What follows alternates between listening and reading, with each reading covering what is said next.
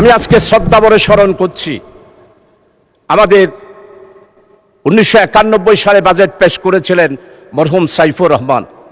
2001 সালেও উনি বাজেট পেশ করেছিলেন সরকারের সময়ে। আমাদের মাননীয় অর্থমন্ত্রী চট্টলার অত্যন্ত ঐতিহ্য পরিবারের, বুনেদি পরিবারের, বাণিজ্যিক পরিবারের সন্তান।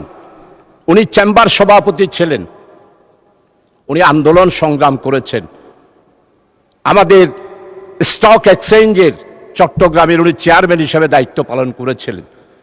আমি আশা করেছিলাম উনি বাংলাদেশের 18 কোটি মানুষের দিকে তাকিয়ে বাজেট দিবেন, কিন্তু উনি বাজেট দেন নাই। সেটার প্রমাণ বাজেট উত্তর উনি সাংবাদিক সম্মেলন করেছেন। সাংবাদিক সম্মেলন উনি কি বললেন? অর্থমন্ত্রী বললেন যে আমার এই বাজেট ব্যবসার পরিবেশকে সহজ করার জন্য বাজেট দিয়েছি। ব্যবসায়ীদের কি বাংলাদেশ? না, বাংলাদেশ 18 কোটি মানুষের বাংলাদেশ। কৃষক, শ্রমিক, মেহনতি মানুষ, সর্বস্তরের বাংলাদেশ। আপনি ব্যবসায়িক পরিবার, তাই ব্যবসায়ীদের জন্য বাজেট দিয়েছেন, বাংলার মানুষের জন্য বাজেট দেন নাই।